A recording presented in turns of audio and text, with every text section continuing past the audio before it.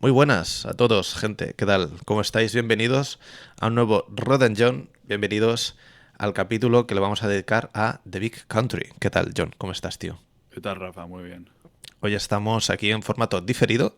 Esto se está reproduciendo en directo en YouTube como primera instancia y luego saldrá el podcast el día siguiente. Porque por circunstancias estamos grabando pues fuera del directo tradicional de los domingos, pero aún así lo estáis viendo el domingo, no queremos romper las costumbres, somos gente de costumbres aquí. Efectivamente. Y poca cosa más, que sepáis los que estáis en el chat, que estaremos a lo mejor en la inmensidad contestando desde el propio chat, pero los que nos estáis escuchando en podcast, que sepáis que también está la opción de ver esto en YouTube. Antes que nada vamos a pasar a soltar los 4 títulos para el siguiente programa, que seguramente será el día 10 en diferido o no, no lo sabemos. De momento No sabemos. nuestros horarios están siendo un poco condicionados por la vida. Si viviéramos de esto, pues estaríamos aquí full time, pero no puede ser. Hay que compaginar cosas. ¿Qué vamos a hacer si no?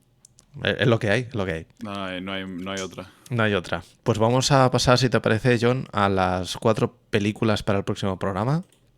Esta vez hemos decidido que vamos a hablar de comedias. Hacemos un salto bastante grande de este gran western del que vamos a hablar hoy, The Big Country, a 4 comedias que vosotros tenéis que escoger cuál es la que queréis que hablemos. La primera de las alternativas es Wrong, una película de Quentin Dupieux, director de Rubber, director La chaqueta de piel de ciervo, de Yannick, que fue un de estreno. Yannick y de una peli sobre Dalí que está por estrenarse también. O, bueno, de Fumar provoca tos, todas estas últimas películas, Mandíbulas, ¿no? Que fue como un pequeño pistoletazo para su nueva etapa o tal. Sí, Reality, sí. que fue de las últimas que he Real. visto yo, que es increíble esa película. Reality, sí, sí. Y un tío muy interesante, un humor surrealista, ¿no? Humor de soltar carcajada porque no estás entendiendo qué coño está pasando en la pantalla, que Exacto. mola mucho, tiene puntos de humor muy guays. Y como añadido, Quentin Dupieux, antes de ser director de cine, era DJ de techno y de dubstep y todas estas cosas, así que Tiene que echarle ser, un ojo a su obra musical porque vais a entender un poquito de qué va sus películas. tiene que ser increíble tomarse una cerveza con este hombre, ¿eh?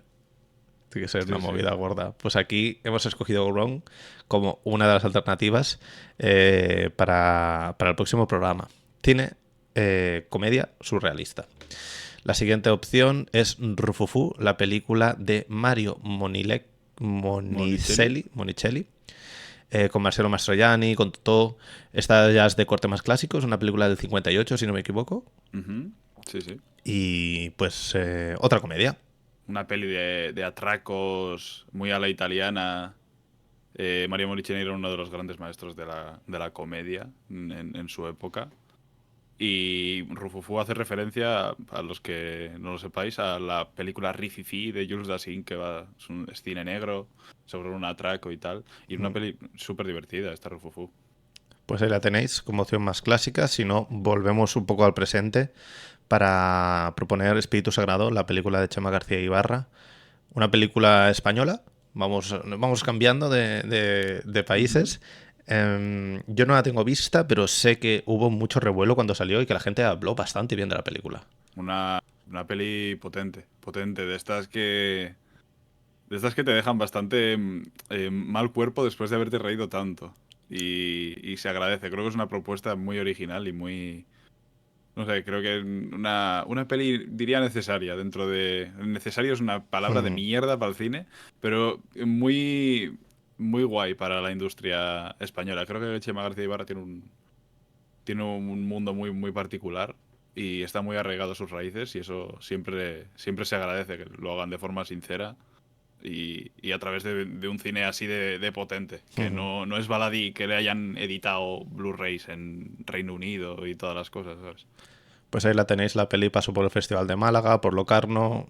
Si os gusta, puede ser una de las alternativas. Y para terminar, nos vamos a uno de los directores más de moda, se podría decir, porque su última película ha, ha dado mucho que hablar. Aquí Kaurismäki, aquí traemos, contraté un asesino a sueldo para no ir como a los tótems que se comerían a las otras tres opciones. Yo esta peli no la he visto y Kaurismäki sí que he visto varias cosas, pero bueno, me puedo oler por dónde van los tiros. Maestro de maestros, Kaurismäki. Pues Fallen Leaves es posiblemente la mejor película del año pasado, Hmm.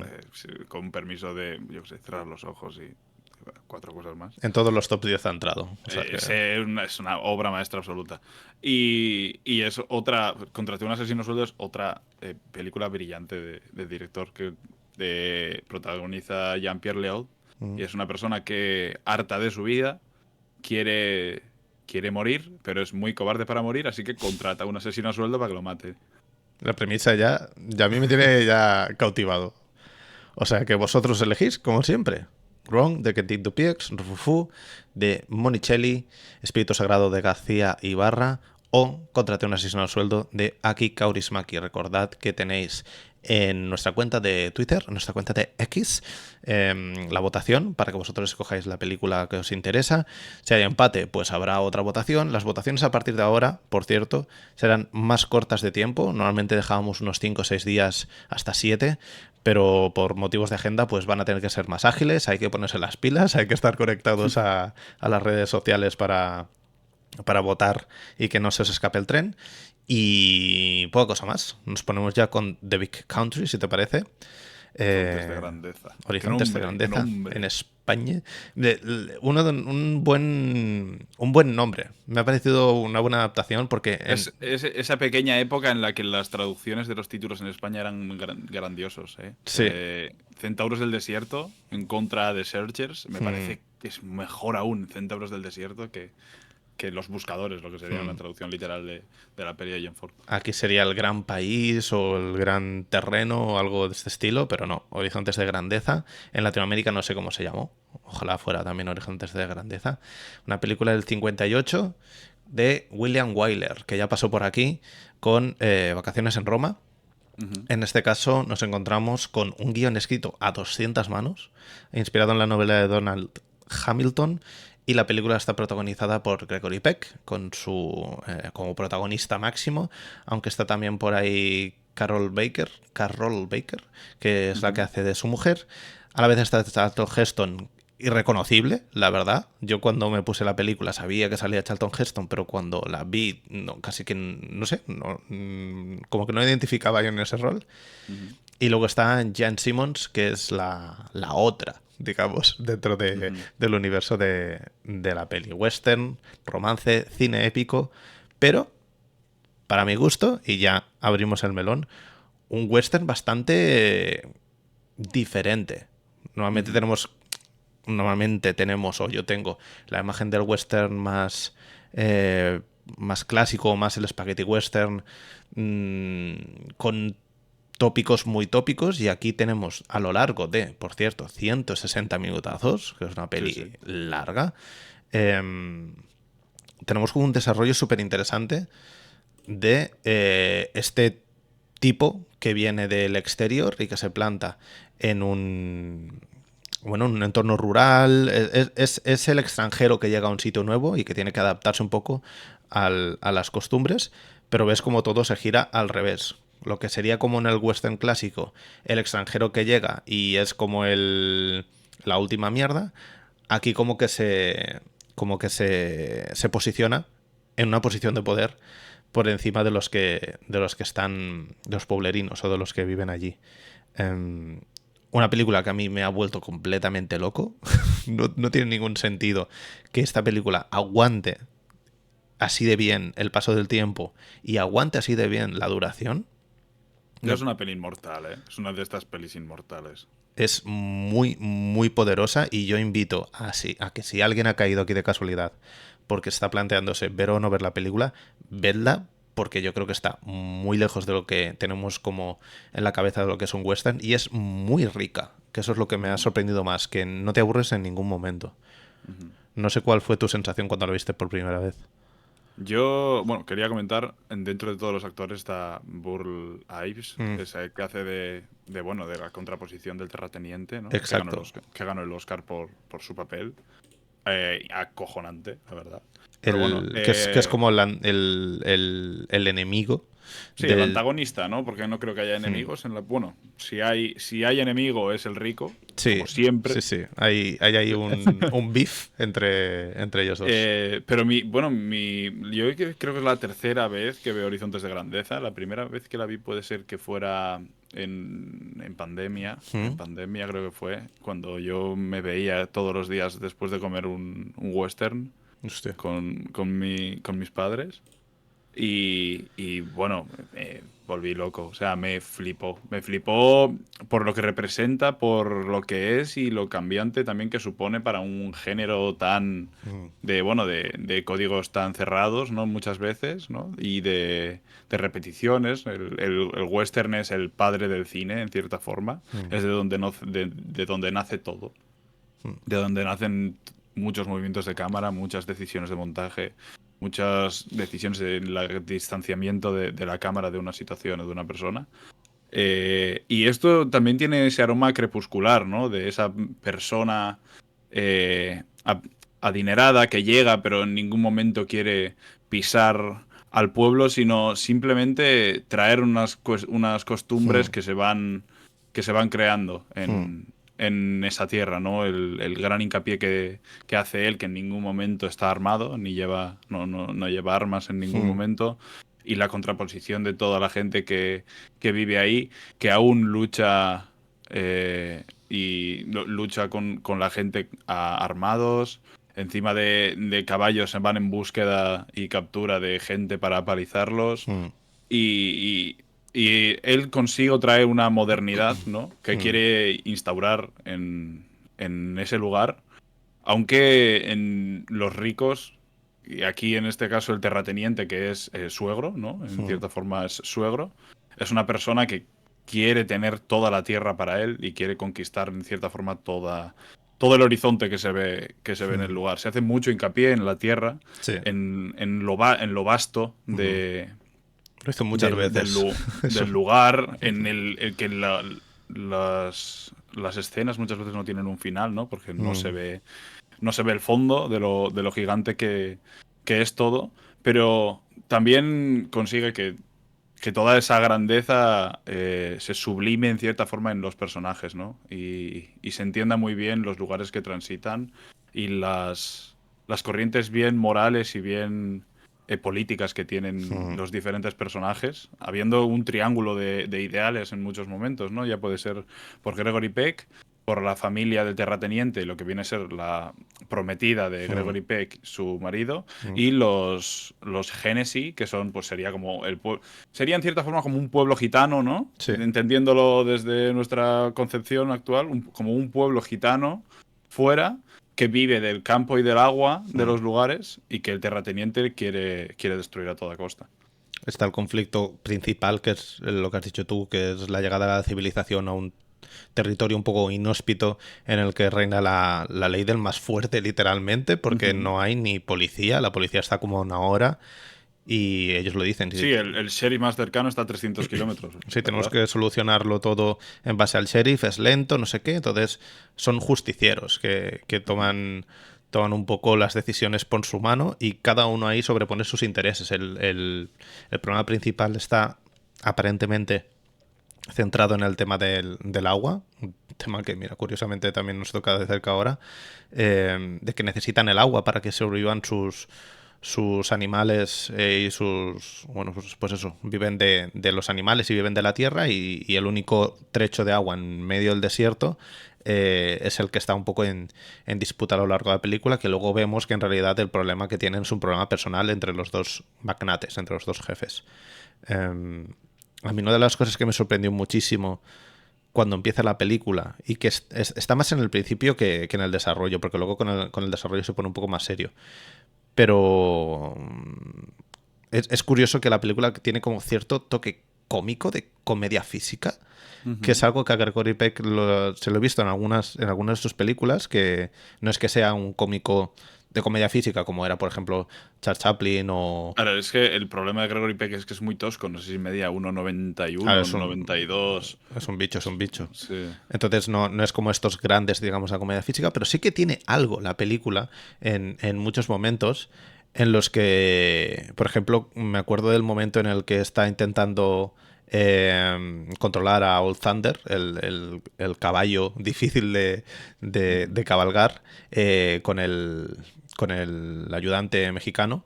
Y, y hay mucho de eso, hay mucho de esa comedia física que hasta ellos se miran y reaccionan, pero muda. Eso es lo que más me sorprendió, que se apuesta mucho por enmudecer algunas escenas y jugar simplemente con la fisicidad de los actores y de los lugares.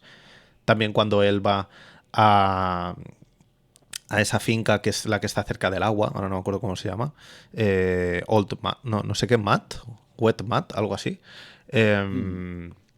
Ahí también que va caminando y las maderas están muy destrozadas y se cae y se queda, ¿sabes? Como una cosa muy física. Eso me Sí, sorprendió sí. verlo en un western. Eh, y luego ya sí que a lo mejor ha sido lo que más me ha sorprendido en cuanto a contenido, digamos, o formalmente dentro de la historia, porque luego sí que el relato está construido de una forma muy clásica. En particular hay un tema ahí de montaje con los fundidos estos encadenados preciosos, que es Ujú. que me enamoré en cuanto terminé la peli, fue lo primero que puse en Twitter. Digo, me parece una preciosidad. Es una técnica de corte que no se utiliza tanto últimamente. No, ahora Te lleva, nada. te lleva mucho al cine clásico, por lo general. Mm. Y me parece que son preciosos. Está súper bonito. Es una cosa de las que me encantó de Los que se quedan, la última peli de Alexander Payne, que Mm. hice hincapié como un loco en que, joder, todos son fundidos y hace no sé cuánto tiempo que no veía un fundido o fundidos en el cine con una razón narrativa fuera parte de cortar una escena brusca. Se ve muy, muy poquito. Y aquí en la peli creo que se utilizan muy bien porque tienen como este objetivo preciosista de utilizar los planos más paisajísticos y darles, pues eso, que estéticamente sea muy, muy bonito, pero a la vez se utiliza, pues eso, en los momentos de trayecto, que es donde se refleja más que estamos en un big, big, big country, ¿no? Que esto es muy Ujú. grande y hay travesías y acorta mucho, pues esos lapsos temporales. Um, Hay una cosa que sí que cuando la estaba viendo, claro, en el principio de la película, Gregory Peck llega allí, se encuentra con su amada, que lo esperaba de hace muchísimo tiempo, y conoce al padre de ella. Y el padre, bueno, claro, cuando te plantean así la película en el inicio, tú crees que ese es el pueblo. O sea, ese es el pueblo bueno. Nosotros lo estamos viendo desde el prisma del forastero y podría ser perfectamente que los que son la clase baja o los que pintan en la película como estos gitanos, digamos, que viven como en las afueras, en las chabolas, eh, si Gregory Peck estuviera casado con alguien que viviera allí, los malos serían los que estamos viendo en el principio de la película, para que nos Ujú. entendamos. Y en el inicio hay como algo de un subtexto supremacista, asquerosísimo para mi gusto, un poco rancio de derechas, que no sé si es por esto, porque la película al principio te lo quiere pintar así directamente, de que hay alguien que quiera aniquilar a otras personas, porque hablan de los Hanasi de una manera ultra despectiva. Ujú. Y luego a lo largo de la película, cuando llegas hacia el final, te das cuenta que el jefe de los Hanasi casi que es el que es un poco más coherente, es el que es Sí, un sí, poco sí. más civilizado. Entonces, está guay porque la película creo que invita un poco a la reflexión esta de no te fíes de todo el mundo, conoce toda la historia, completa todo el mapa, para luego tú formarte tus propias opiniones o, o esto, o ver cómo está el patio realmente, porque cuando lo ves solo desde un punto de vista, en un problema en particular, eh, puede condicionar mucho tu visión. Y por eso creo que hay como algo de un subtexto extraño al principio de la película que te puede dejar unas viguillas para que tú puedas ver eso, pero la película no creo que sea partidaria en ningún momento ni por unos ni por otros. Quiero reflejarlos a No. los dos en el mismo nivel. No, yo creo que muestra y en buena parte de los primeros 40 minutos, diría más o menos, ¿no? Hasta que el personaje de Bar Lips, que es Rufus Mm, Hennessy, aparece en la fiesta, ¿no? mm. Que entonces sí que ya de seguida se entiende la tirantez que hay entre ellos dos y cómo es un conflicto más personal Mm, que de clanes, ¿no? O familias. mm, Pero sí que en todo momento se muestra a esa familia de ricos como gente muy reaccionaria. mm, Son peña muy reaccionaria. eh, y muchas veces los prontos que ocurren al principio de la película, que tú los entiendes como desde otro prisma, ¿no? Intentando saber qué es lo que ocurre, mm. también creo que funcionan muy bien porque Gregory Peck es una persona nueva en una tierra y no conoce las costumbres, ¿no? La salida que tiene la mujer en el primer trayecto hacia casa cuando los genes y los atacan Mm, y la primera idea que se le ocurre a ella es sacar el rifle para dispararles. mm. Como espectador puedes pensar en, joder, estos tíos son típicos bandidos, están molestando. Sí. Bueno, pues como una reacción más o menos natural, ¿no?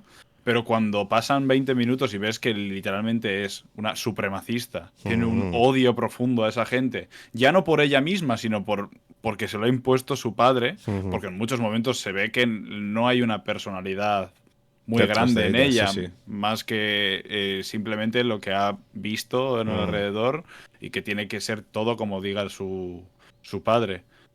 Y la película va cambiándose constantemente. Al final, como tú dices, creo que la persona más cabal, porque en ningún momento quiere una guerra, mm, ciertamente, solo quiere sobrevivir y que sus tierras sean sus tierras y que su ganado beba agua, mm, es Rufus Hennessy. ujú. Y no tanto, y no tanto el otro que, como recuerdo, Le era llaman... el mayor Henry exacto, Terrill, mayor.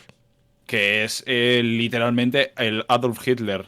O sea, es un Sí. terrateniente loco que lo único que quiere es tomarse la justicia por su mano y si por él fuese matar a todo el mundo. Y generar conflicto con Hanasi, pero Claro. constantemente. De hecho, lo que Y decías tú, que el conflicto principal de cuando Hanasi llega a la fiesta, que ahí es cuando el otro se planta y dice, en mi casa no vas a hacer estas cosas, llega a la hora de película. sí, sí. O sea, Claro, el conflicto mayor, ¿no? O sea, el núcleo de lo que guía esta historia llega tarde, pero porque la presentación de una situación es mucho más importante para entender el golpe de mm, efecto que supone que Rufus Hennessy, vestido totalmente diferente, mm, no tan aseado como los demás, con un rifle en mano y en una casa que no corresponde con su estatus social a priori, y irrumpa dentro de una fiesta de esto, de despedida o lo que sea. Al final, creo que consigue tener una fuerza enorme en todo mm. momento. Una A- fuerza enorme. Aparte es que las llegadas a los pueblos contrarios, para que nos entendamos, son muy diferentes, porque Hanasi llega solo, llega él con un rifle y se mete ahí en medio del berenjenal que le podría salir muy mal, tira el rifle al suelo. Cualquiera de allí, de hecho está ahí Charlton Heston, que tranquilamente le partiría la cara si le dejaran sus allegados, y él llega así, solo ante el peligro, pero en cambio el Major Terrill llega con toda la troupe. Cuando no está el jefe, se aprovecha de todo lo que hace, deja que sus soldaditos dejen al pueblo prácticamente seco. Eh, Son unos bullies en comparación con lo que hace Hanasi. Y está muy bien que Wyler no lo señale eso. Lo muestra, pero no creo que tampoco demonice en ningún momento a los al Major Terrill y a su familia, porque es que ellos ya lo hacen. O sea, Claro, ellos mismos son los que se dejan en evidencia. aquí creo que es importante además la decisión de Wyler de cómo moralmente enfrentarse a las diferentes posiciones en la película. Hmm, Como Wyler no hay en ningún momento en el que su cámara sea partícipe de uno más que de otro. exacto. No hay en ningún momento en el que el Mayor Terrill tenga algún primer plano más que Hmm, Rufus Hennessy. Y no hay momentos en los que la intimidad de la familia Terrill sea mayor en cuanto a metraje dentro de la película que la de Hennessy. hmm, Las intimidades de las familias son iguales, bueno, más o menos en la misma medida.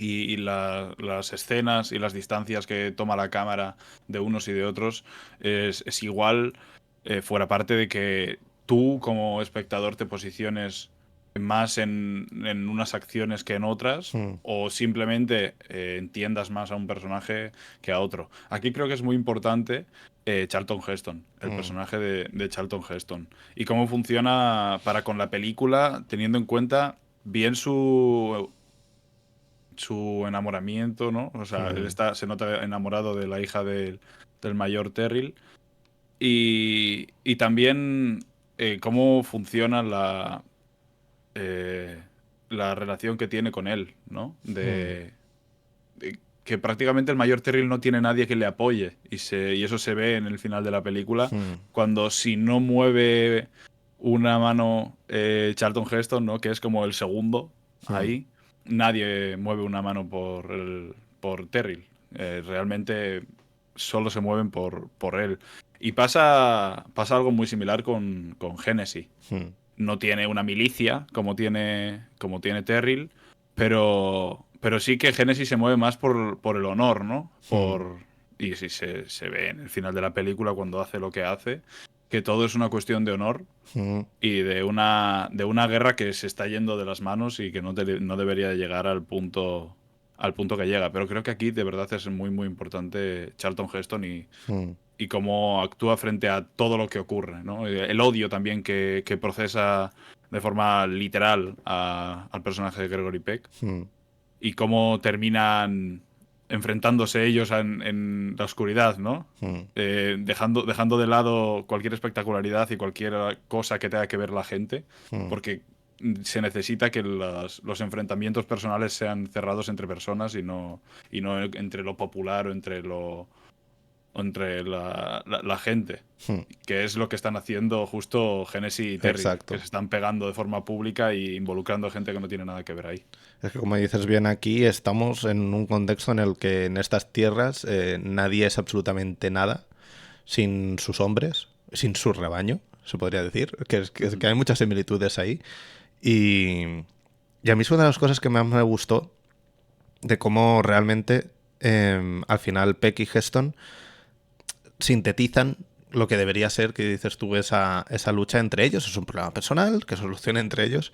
Y cómo William Wyler no le pone nada de épica, no le pone nada de música. Lo vemos casi desde la distancia, muy Sí, desde lejos. muy lejos, a oscuras, son reflejos, Hay son... momentos que son casi cómicos. Yo me reí en algún momento. Dije, esto Ujú. es una absurdidad. O sea, son dos gilipollas pegándose, revolcándose ahí en el polvo, porque tienen un problema personal, porque pues son imbéciles y no se llevan bien y tienen que convivir en ese gran espacio que al final están recluidos y tienen que vivir allí. Es bastante curioso cómo, Claro, al cómo final lo se monta llega a un Wyler. punto de respeto entre Hmm, ellos, ¿no? Y es una cosa que deberían de, bueno, que activamente se profesa en la película a través de las imágenes, que es lo que deberían de hacer Genesis y Terrell. Pero yo creo que más por una cobardía de Terrell de no querer hacer nada, ¿no? hmm, Creo que la voluntad activa de Genesis llega en la fiesta, a la hora de película, cuando hmm. suelta el rifle y dice: ¿quieres que acabe esto de verdad?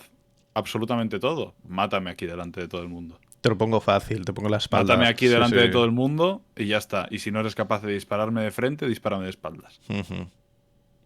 Sí, Pero sí. él lo único que quiere es ser...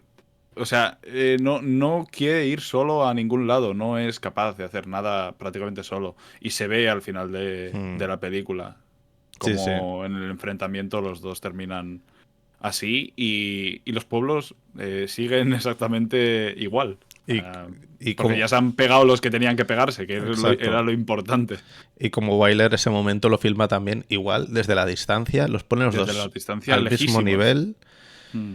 Es, Los abandona, que me parece una decisión mm, bastante potente, porque al final sigue a la gente que realmente ha tenido una voluntad por hacer el bien, ¿no? mm, A la mujer que tenía esas tierras, que no quería en ningún momento vendérselas a Genesis, por lo que suponía, mm, podría ser simplemente con esa venta el exterminio de la otra familia mm, y el exterminio de su ganado y de todo.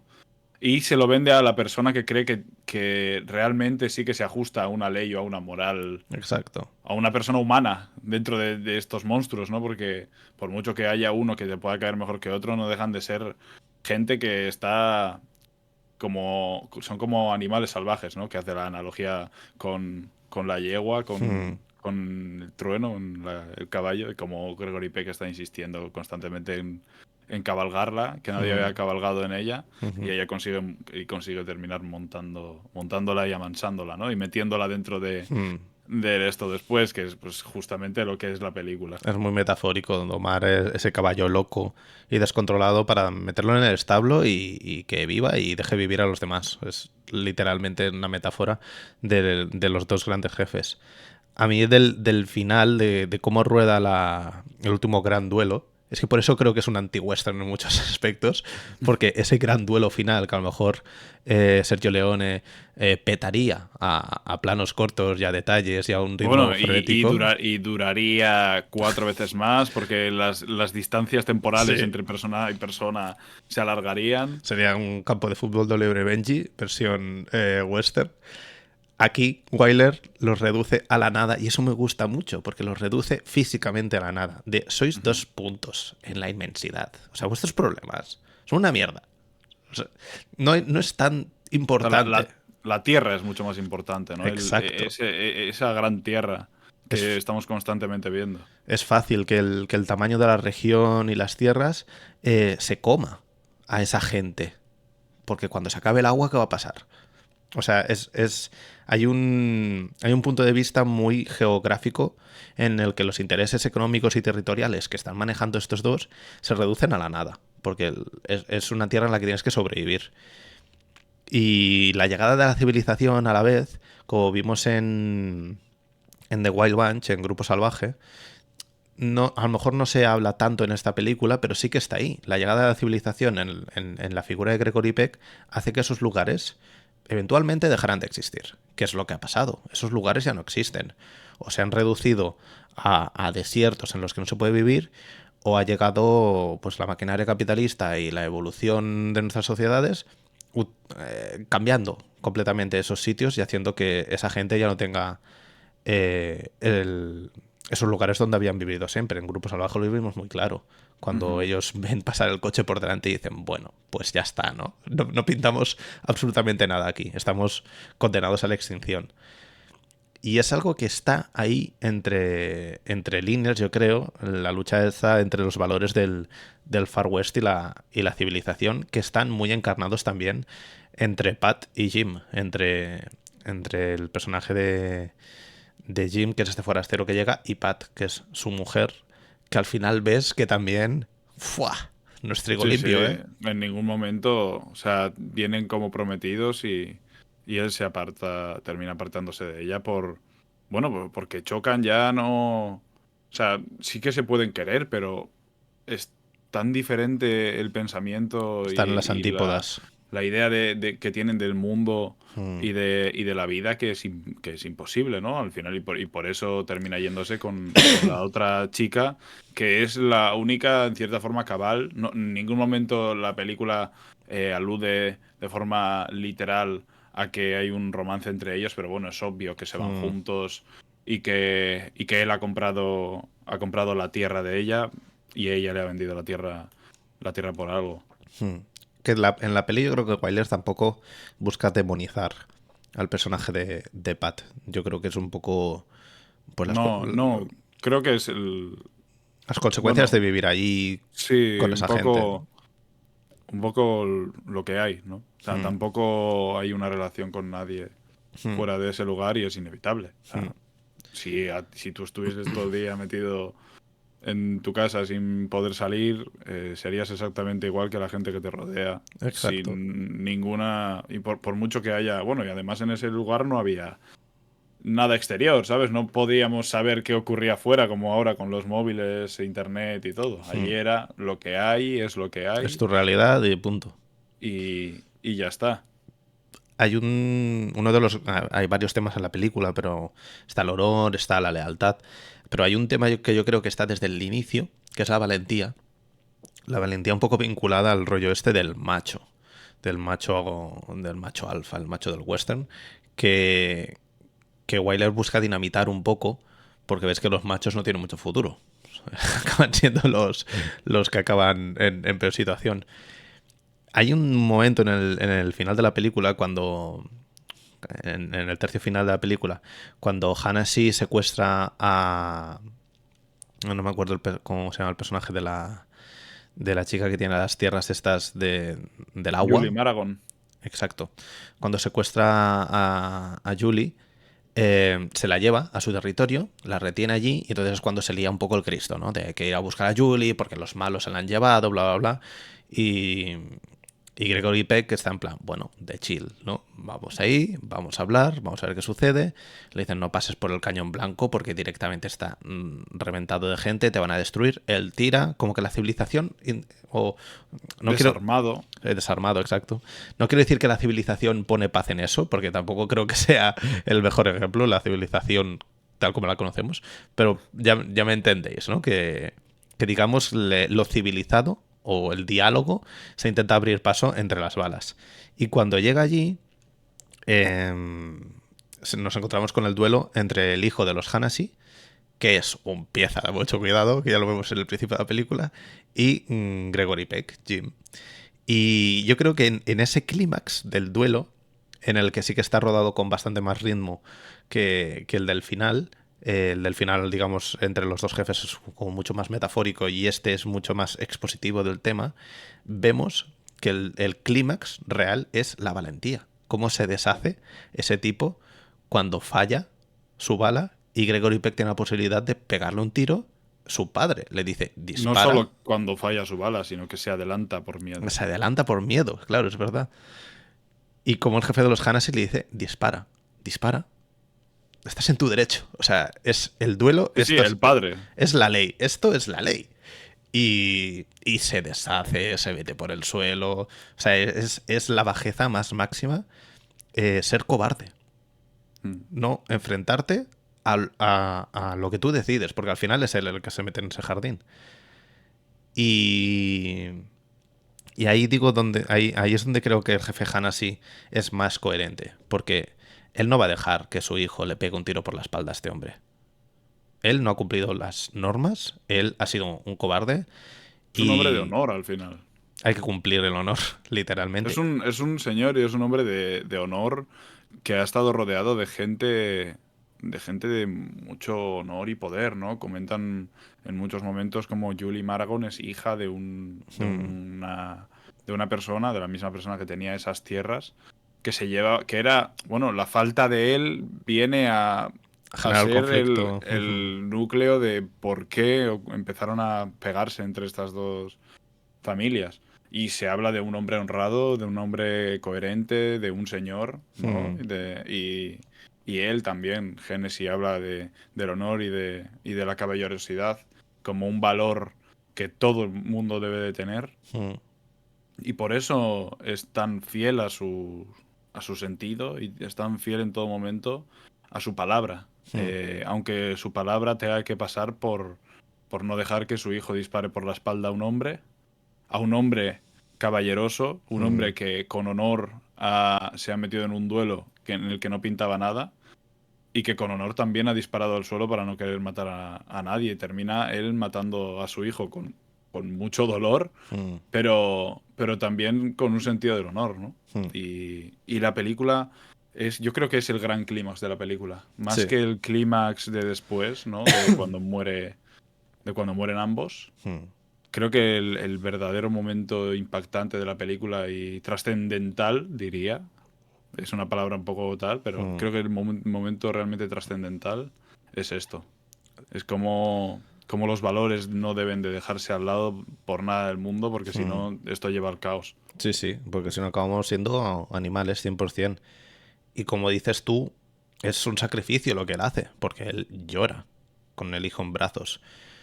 Y él está desesperado porque cuando su hijo intenta violar a Julie Maragon, se lo dice y dice, te voy a tener que matar. O sea, no hay una alternativa a ti en este mundo. No podemos convivir con bestias salvajes. No puede ser. O sea, hay que tener integridad, hay que tener valores. Y al final cuando lo acaba matando para salvar a Gregory Peck, para salvar los valores, para que nos entendamos, está entre lágrimas. Y ahí es cuando dice, esto hay que solucionarlo, esto nos va a llevar al exterminio, al caos más absoluto, he tenido que matar a mi hijo O sea, hemos tenido que llegar a este nivel. Y entonces cuando él se enfrenta al Major Terrill en esa secuencia final que, como hemos dicho, los pone William Wyler al mismo nivel, cero épica, son dos perros mordiéndose y ya está. Y dejad de tocar un poco los cojones y dejad vivir a la gente. Y como Wyler, además, en esa escena, eh, muestra como en la cámara cómo la gente se aparta dando la espalda Mm, sin pudor, ¿no? Y en ningún momento hay una mirada cómplice a algún compañero para poder atacar al otro bando, ¿no? nada, Entienden que nada. se ha acabado, entienden que todo ha tenido que llegar, todo el cauce ha tenido que llegar a esto y que si no, no podría acabarse. A mí me parece que el propio andamiaje y la forma en la que William Wyler decide durante toda la película construir todas estas ramificaciones de relaciones, ¿no? Porque hay varias. Mm, Hay varias y bastante largas, ¿no? Y que se entienden además algunas por un impacto inmediato o una relación directa de encontrarse, como Charlton Heston y Gregory Peck, que cierran, abren y cierran su brecha de pelea mm, durante la película, y como otras relaciones vienen desde muchos años atrás. Y cómo en todo momento decide dónde tiene que estar la cámara puesta, a mm, qué distancia tiene que estar la cámara puesta, en qué momento es importante que la Tierra y el horizonte no existan, mm, ¿no? Cuándo debe haber una pared detrás de una persona y cuándo debe haber un, un horizonte, ¿no? mm, Donde, bueno, John Ford decía, ¿no? Que hay que saber dónde poner el horizonte mm, joder, es increíble. Ya sea, por ejemplo, en el viaje personal que hace Peck a mitad de película con su brújula mm, y se va un par de días por ahí, y cómo el entorno afecta también al pensamiento objetivo de él, de cómo poder solucionar las cosas que están aconteciendo por ahí mm, y cómo puede llegar a entender el conflicto y un poco de dónde sale. Creo mm, que Gregory Peck es la persona que más planos cercanos tiene en la película. Y el siguiente diría que es Charlton Heston. Y me parece porque es que son las personas más cabales dentro de sus lógicas mm, internas también, ¿no? Creo que son las personas que más honor y ley pueden tener dentro. mm, Porque aunque Charlton Heston esté muy guiado por la arrogancia de poder mostrar una superioridad frente a todo el mundo, ya sea en esa pelea que quiere hacer pública en todo momento, o en las pollitas que va soltando como si fuese un raperillo a Peck, eh, termina al final aceptando los códigos de una, bueno, de esa caballerosidad, ¿no? Y cerrando sus problemas a la luz de la luna y sin que nadie los vea. Y exacto. no hay nadie en la película que lo haga o que le apetezca hacerlo. Y es más, el respeto después de eso es bastante importante. Mm, Creo que ya no, la relación no es la misma mm, entre ellos y que entienden un poquito los dos. También Peck, ¿no? Que es una persona que estamos hablando todo el rato como si fuese la verdad absoluta y que también se equivoca. mm, mm. También entiende que no puede cambiar una tierra simplemente a su merced, sino que tiene que adaptarse a ella y hacerla mejor. Claro, porque al final también él es el forastero, o sea, él viene a poner paz a una situación que viene de mucho atrás y a lo mejor no tiene toda la información y en realidad es bastante valiente lo que hace y tiene sus riesgos. Pero sí, yo también estoy de acuerdo con que Charlton Heston y Gregory Peck aquí como que sintetizan, ¿no? Un poco toda la situación y creo que sintetizan también lo que Wyler quiere hacer. Quiere reducirlo todo a lo que es una pelea entre dos personas que están enemistadas, pero que si realmente hubieran llegado a una solución, un acuerdo, o se hubieran matado hace años atrás, pues la situación seguramente para todos los demás que están alrededor no hubiera sido tan dura, porque al final sí que es verdad que menos el hijo de los Hanasi y, y Charlton Heston, todo lo demás son esbirros que siguen a sus jefes y cuando sus jefes no están dicen, bueno, pues a otra cosa. No le dan... Ujú. A mí me gusta mucho el, cuando acaban matándose ahí en el Cañón Blanco, los dos jefes, cómo se hacen llamadas a través de las montañas, moviéndose las armas así, Ujú. haciendo símbolos, como en plan, se ha terminado y William Wyler le da mucho tiempo a eso. Mm. Podría ser como un corte muy sencillo de simplemente esto se ha acabado, pero no. Estamos como viendo cómo se ha terminado una era, cómo se ha acabado una etapa en ese lugar y bueno, pues hay que reestructurarse y hay que seguir. Hay que seguir hacia adelante. Hemos estado bajo la dictadura de dos personajes, a mi parecer, uno peor que el otro, pero los dos son igual de malos. Ujú. Eh, y ahora, pues bueno, hay que seguir con nuestras vidas porque literalmente todo esto que está alrededor, si no, se nos come y nos vamos a la mierda. Y tiene algo de western crepuscular en algún aspecto, no tanto como género, para que me entendáis, de western crepuscular, que es como muy marcado, pero sí que tiene algo ahí, algo de dejar atrás las antiguas tradiciones, la Claro, forma de sin ver duda. el lugar y la gente y cómo tratar a las mujeres también hasta cierto punto. Hay algo ahí de perder esa mentalidad de macho del Far West para abrir ese nuevo horizonte en el que al final vemos unas tierras verdes, que es, que es muy bonito. Aparte de la película, el color es una barbaridad, es Ujú. precioso. Que tiene un color que no es muy saturado, pero tiene el toque justo de saturación para que sea todo un poquito color crema, pero que se vea muy vivo. Que eso me gusta mucho Mm. estéticamente, cómo decidieron la fotografía y el color de la imagen. Eso, al final vemos como esas tierras verdes como a lo mejor una metáfora a la esperanza, a un futuro sin guerras tras la muerte de los jefes que, hostia, que hace que la película aterrice perfectamente. O sea, la película se podría dibujar con una especie de gráfico ondulante. No hay momentos de picos muy fuertes. A lo mejor hay dos, que podría ser la entrada en la fiesta por el jefe Hanasi, el enfrentamiento. Y sí, y el enfrentamiento final entre Gregory Peck y el hijo de los Hanasi. Porque hasta el enfrentamiento entre Charlton Heston y Gregory Peck tienen como una forma ondulante. No es un Ujú. clímax, no hay acción fuerte y poderosa. Entonces, como es Sí, una película. se muestra como trámite al final. Sí. Entonces, como eso, como la película me da la sensación que es una película que ondea muy bien. Y repito, para la duración que tiene, a mí me parece que no le sobra ni un minuto, ni un plano. Que va, que va, que va. Lo crepuscular que comentas lo decía yo antes. Yo creo que sí que es una peli bastante crepuscular. No es El hombre que mató a Liberty Balance, Hmm, ¿no? Pero en cuanto al crepúsculo del western como tal. Pero sí que muestra eso, la modernidad y cómo entra la modernidad. Ya no hace falta que estén haciendo un ferrocarril al lado. exacto. Hablo de que llegue una persona que aboga por la abolición de las armas, ¿no? Por no Hmm, llevarlas encima y por la fuerza de la palabra, el honor y las leyes, ¿no? Que se entienden como universales. Al final es hmm, dejar quitar la ley de la jungla que hay aquí, de el ojo por ojo, hmm, y pasar a una ley, a algo más lógico. Viene por él. Es como un Cable Hawk de Sam Peckinpah cuando el protagonista termina muriendo atropellado por un coche cuando él no hmm, ha visto un coche nunca en su vida. hmm, Es un poco eso. Te hmm, termina llegando un punto en el que pasarán cosas malas para que ocurra lo bueno para todo el mundo. Es un hmm, poco inevitable que dentro de toda reforma o toda cosa que vaya hacia el bien haya alguien que salga mal. hmm.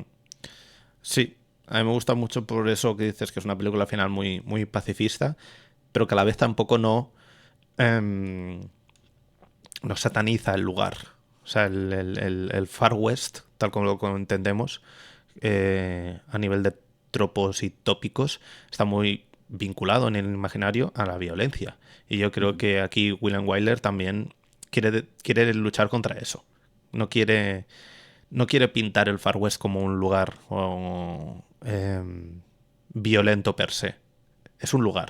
El tema es que ahí se han instaurado unas leyes por algún motivo y unas formas de hacer que están muy vinculadas a la violencia, pero el lugar sigue después de la Ujú. violencia. Bueno, es más, en los lugares en los que normalmente en otras películas se ve más violencia, se ve más tiroteo, más muertes, suele ser el pueblo, ¿no? O la cantina, el pueblo. Aquí el Exacto. pueblo es el lugar más pacífico. Es donde la gente vive, donde la gente bebe, donde la gente fuma y habla entre ellos y se lo pasa bien. Es un lugar de ocio y en ningún momento dentro del propio pueblo ocurre un conflicto. Siempre el conflicto viene desde fuera. La vez en la que apalizan a los Génesis es porque viene una horda de peña a pegarles. O sea, y no porque el conflicto ocurra ahí dentro. Todo el mundo se lo está pasando bien, dentro de lo que cabe, de que puedes pasártelo bien en 6 casuchas que hay en mitad del desierto.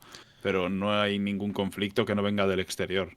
Porque se mezclan los intereses económicos y territoriales de 2 personas. O hasta de una, me atrevería a decir. Pero Yo diría de una. Pero, o sea, el tema es ese, que eso es lo que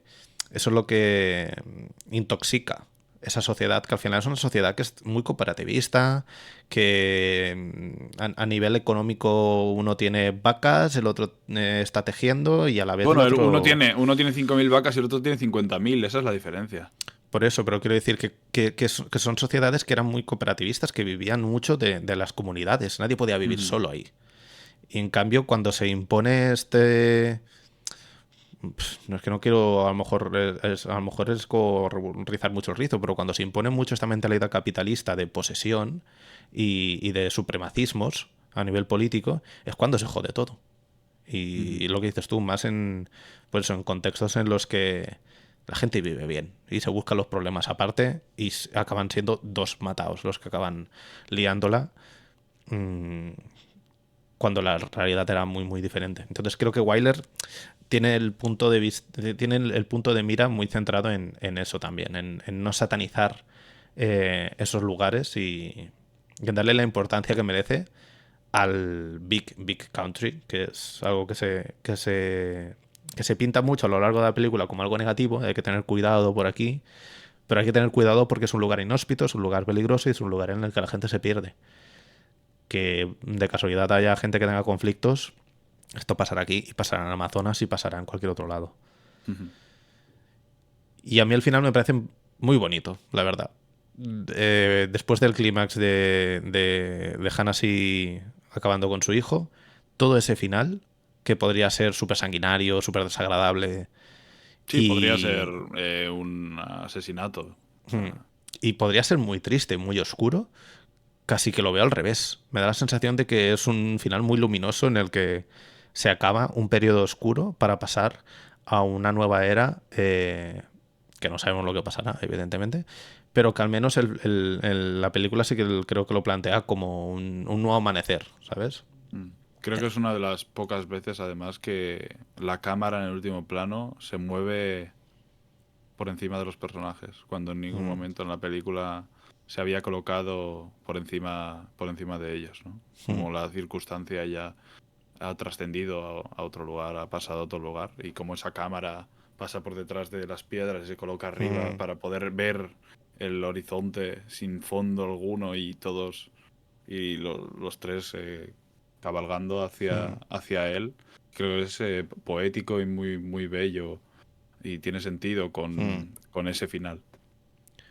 Una película preciosa que nos hicisteis luchar hasta el final en esta votación que se las tuvo que ver con otra película, quedó empatada. Con John Ford se las tuvo que ver, Casi Pasión de nada. los Fuertes. Así que muchas gracias, la verdad. Yo no la había visto, ha sido un completo disfrute.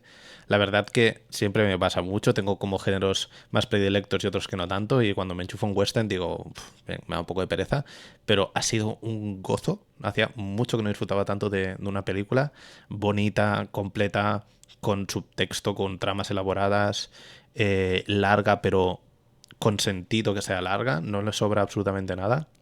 De las mejores películas, diría yo, de los mejores westerns norteamericanos que he visto. O sea que gracias por vuestra parte. Y si quieres, John, podemos pasar a recordar las 4 propuestas para el próximo programa. Sí. Y acabamos de cerrar, si te parece, si tienes alguna otra cosilla a comentar de The Big Country. Recuerden ustedes, en nuestra cuenta de Twitter, @rotanjohn, podéis votar entre 4 peliculitas de cine cómico, comedias, La primera es Wrong, la película de Quentin Dupieux, cine francés, comedia loca, particular. ¿Belga? ¿No? ¿Belga? ¿Belga? ¿Canadiense? Ah, puede Es que ser. creo que Dupien no es francés. Ah, puede ser, puede ser. Pues sí, mientras John lo revisa, ahí tenéis Wrong, como película, digamos, un poco más fuera de lo convencional. Tenéis también Rufufu, la película de Mario Monicelli, con Totò, con Marcello Mastroianni, con Vittorio Gassman, película italiana en este caso. Tenemos Espíritu Sagrado, la película de Chema García Ibarra, película española, súper singular. Humor. Ahí yo creo que hay más hibridación, pero bueno, no la he visto. Me da la sensación de que hay más hibridación en cuanto al género. Y Contraté un asesino a sueldo de Aki Kaurismäki, mundialmente. Nacido en Francia, Dupien, ¿eh? Ah, pues Sí, sí, es francés, ¿eh? Lo que pasa es que creo que las primeras películas las hace en Canadá. es probable. A mí me suena que haya alguna producción en Canadá.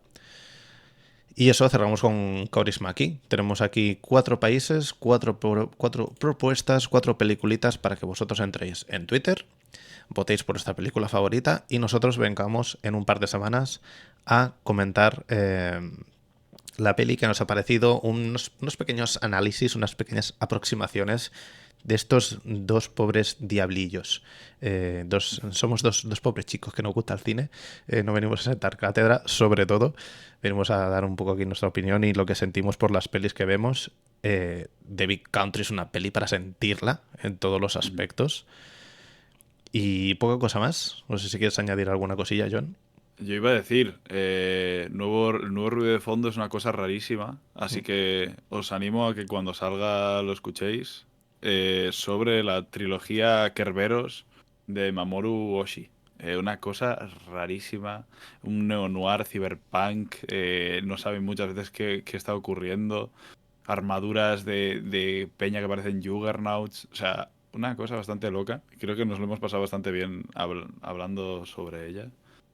¿Cuándo Creo que lo, estará chula. ¿cuándo lo sacáis? ¿Hay fecha? Mañana mismo, creo, lunes. 26. Sí, sí, lunes 26. Perfecto, pues el A lunes tope. 26 tendréis ruido de fondo, tenéis este podcast en Spotify, iVoox y Google Podcast, y los que lo habéis podido ver a hoy día 25, estamos haciendo la del 15 porque estamos grabando antes, pero si lo estáis viendo hoy día 25, muchas gracias por vernos en YouTube, muchas gracias por seguirnos, soltad ahí un buen licazo para ver que os gustan estas peliculitas. Muchas gracias a los que nos escucháis, obviamente, a posteriori en podcast. Últimamente estamos recibiendo, y desde el principio de año, estamos recibiendo comentarios súper positivos sobre esto, que al final, como decimos, nos llevamos bien, somos amigos y nos gusta hablar sobre cine. No lo hacemos con muchas más pretensiones, pero que os guste y que lo valoréis. Y que algunos lo tengáis en vuestras escuchas del año, pues hostia, a mí personalmente, y creo que a John también, nos llena de orgullo y satisfaction. O sea que muchísimas gracias a todos. Muchas gracias, John. Nos vemos en la siguiente. Muchas gracias, Rafa. Y a cuidarse. Un besito, gente. Chao. Chao, chao. Buenasera. Adiós.